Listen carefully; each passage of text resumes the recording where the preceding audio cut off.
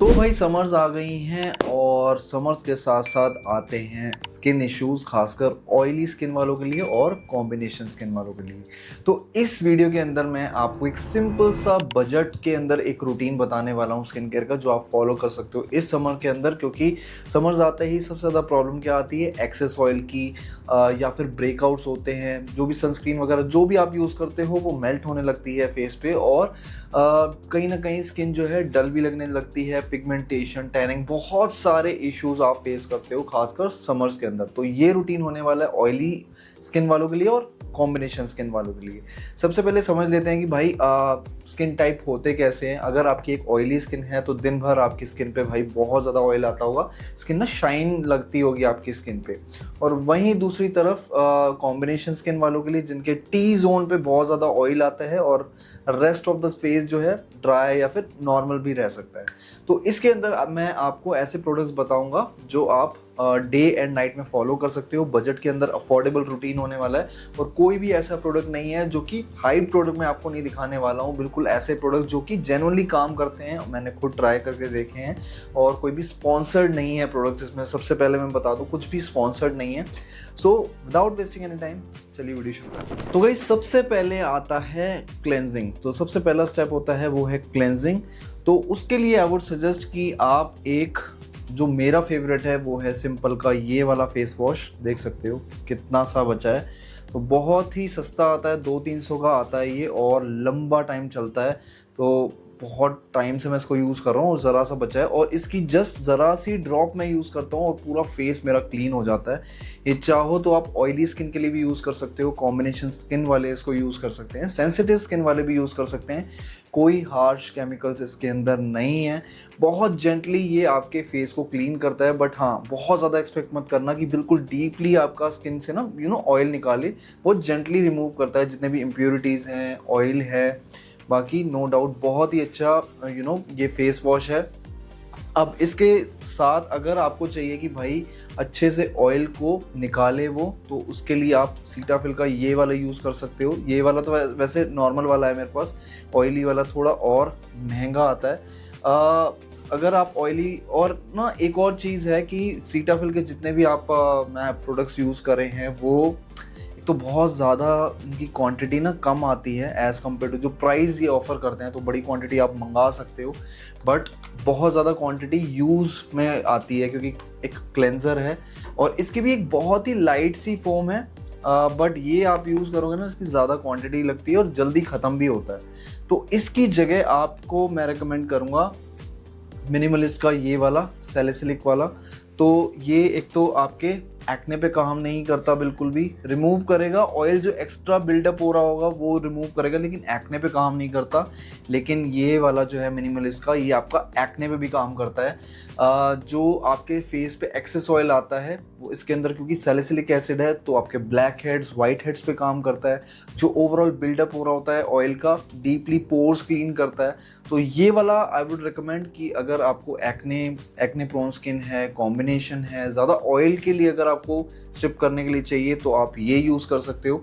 तो ये आप सुबह यूज़ कर सकते हो एक फेस वॉश, एंड रात को अगर आपको अपनी स्किन को ट्रीट करना है, ये वाला आप रात को यूज़ कर सकते हो। दोनों ही बहुत अच्छे हैं। सो आई वुड सजेस्ट कि ये वाला आप सुबह आपने कहीं जाना है, करना है, तो जेंटली रिमूव कर देगा, कोई स्किन पे इशू नहीं आएगा। सेंसिटिव स्किन है, नॉर्मल है, ड्राई है, ऑयली कॉम्बिनेशन, मेरे हिसाब से हर कोई इसको यूज़ कर सकता है, बहुत ही बेस्ट है।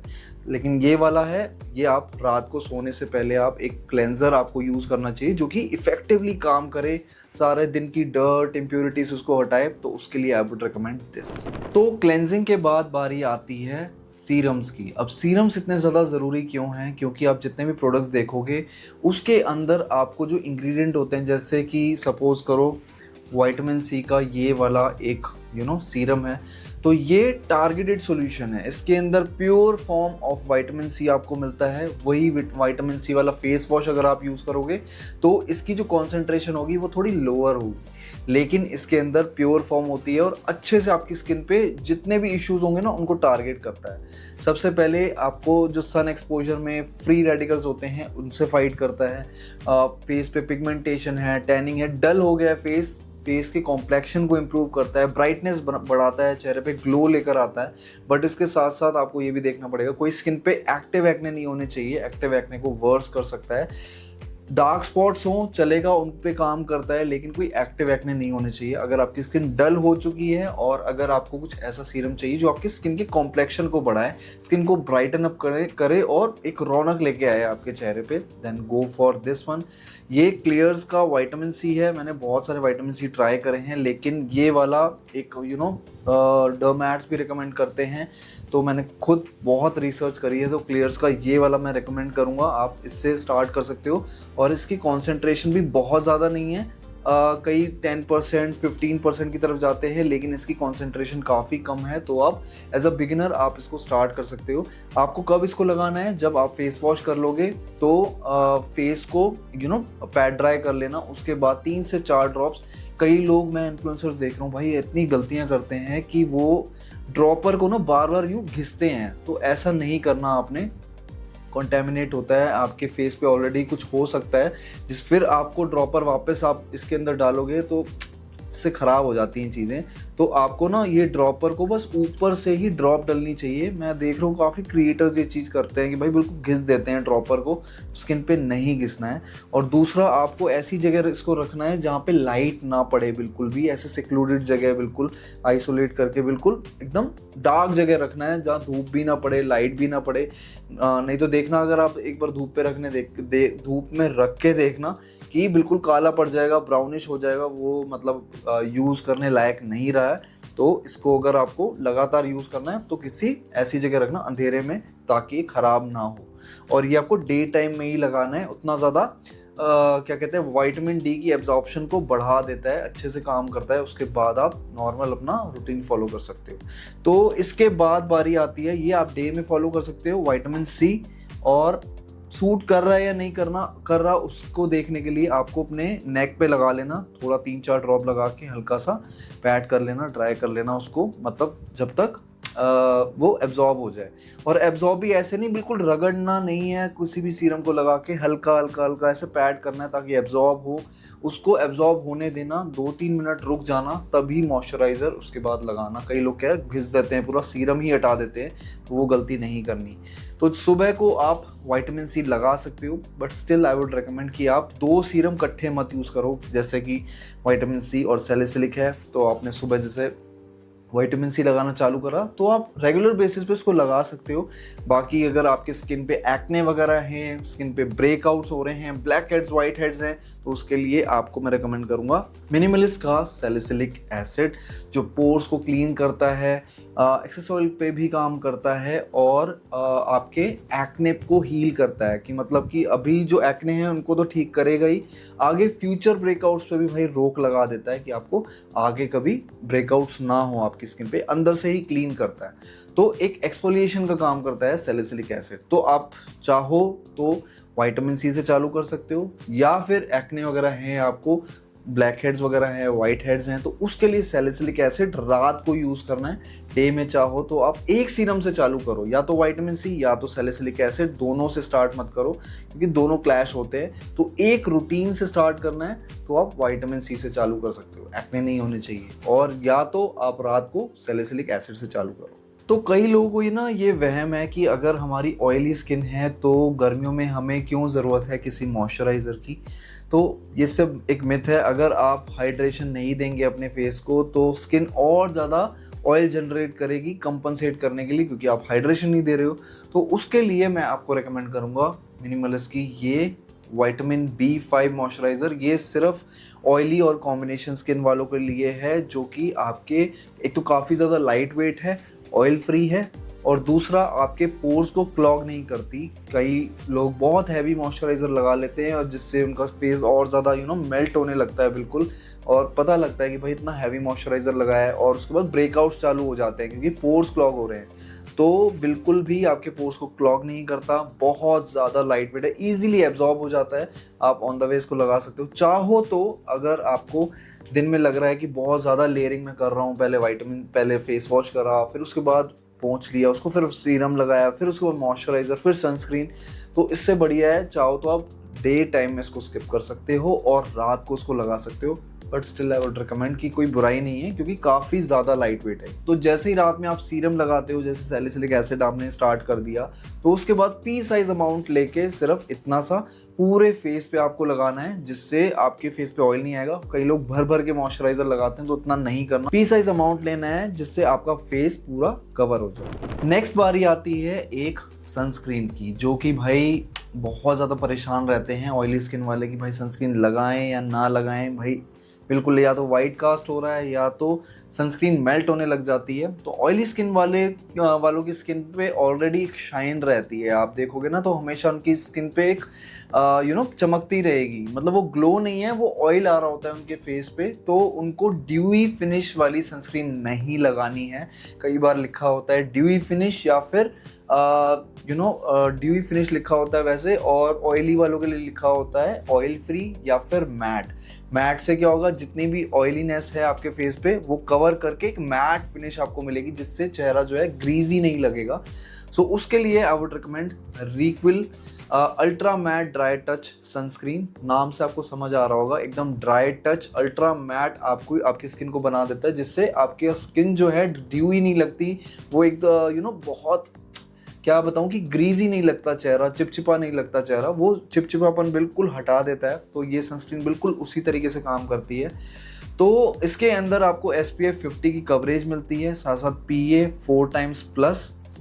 काफ़ी लोग कंफ्यूज होते हैं कि PA रेटिंग देखें या फिर SPF 50 देखें। तो देखा जाए दोनों ही अपनी अपनी जगह ज़रूरी हैं, PA रेटिंग भी ज़रूरी है और SPF 50 भी ज़रूरी है। तो SPF 50 हम देखते हैं कि जैसे ये आपको प्रोटेक्ट करती है UVB रेज से, जो कि UVB से आपको स्किन कैंसर का रिस्क रह सकता है, या फिर आपकी स्किन पर रेडनेस आपको पता लगती है, सनबर्न जैसी चीज़ें आपको पता लगती हैं, जो सन एक्सपोजर मोस्टली जो इश्यूज होंगे ना वो आपको सन से आपको पता लगते हैं। तो ये सारी चीज़ें आती हैं, सनबर्न हो गया, स्किन इरिटेशन हो गई, रेडनेस होगी। आपने देखा होगा ज़्यादा घूमने से चेहरा बहुत लाल पड़ जाता है, वो UVB की वजह से होता है। तो SPF 50 की जो कवरेज है, जैसे SPF 20 अगर देखो, SPF 20 देखोगे तो आपको 93% की कवरेज मिलती है UVB से, और वहीं अगर SPF 30 देखो तो 97%, और वहीं अगर SPF 50 पे जाएं तो 98%। तो 30-50 में ज़्यादा फर्क नहीं है, 30 भी आप लगा सकते हो। और इसके बाद बारी आती है PA रेटिंग की। तो PA जितने ज़्यादा प्लस आप देखोगे उतनी अच्छी आपको कवरेज मिलेगी UVA रेज से। अब UVA रेज जो होती हैं उससे आपको होता है प्री मैच्योर एजिंग, बहुत जल्दी चेहरा बाहर ज़्यादा घूमने लग जाओ तो झुर्रियाँ आ जाती हैं, स्किन पे एजिंग बढ़ने लग जाती है, दिखने लग जाता है इंसान की भाई एकदम से एज बढ़ रही है। और दूसरा टैनिंग, पिगमेंटेशन जैसे इश्यूज। तो ऐसे इश्यूज जो होते हैं वो आपको UVA रेज से होते हैं, जिससे आपको प्रोटेक्ट करती है PA+++ वाली रेटिंग। तो जितने प्लस लगे होंगे उतनी ज़्यादा आपको प्रोटेक्शन मिलती है।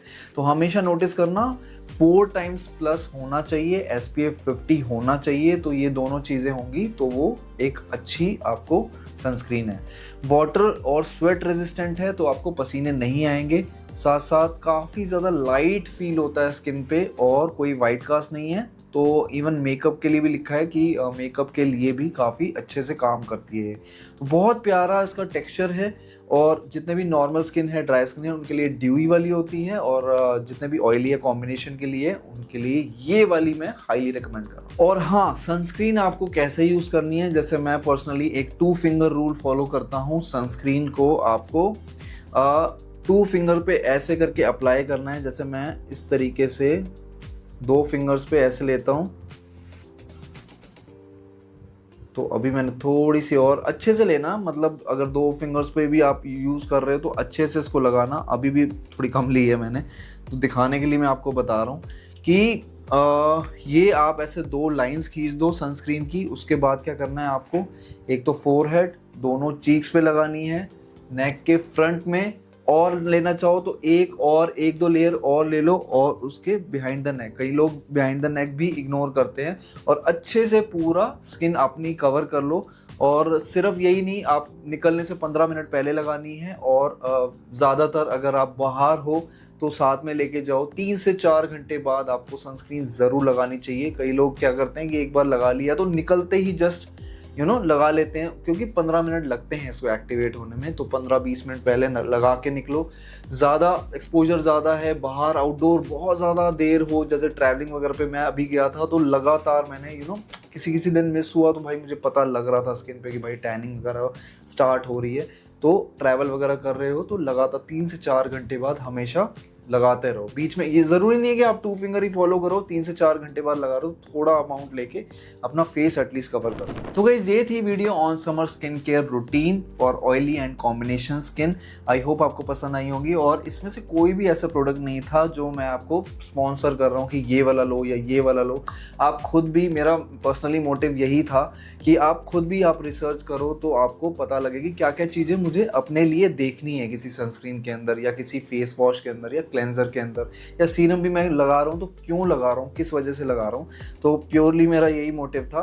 बाकी जितने भी प्रोडक्ट्स मैंने बताए हैं उन सब के लिंक्स आपको मिल जाएंगे डिस्क्रिप्शन से। बाकी चाहो आपकी चॉइस है, आप भी अपनी तरीके से रिसर्च करके आप बाय कर सकते हो। फिलहाल के लिए thank you so much for watching, और अगर वीडियो अच्छी लगी हो सो डू कंसिडर सब्सक्राइबिंग।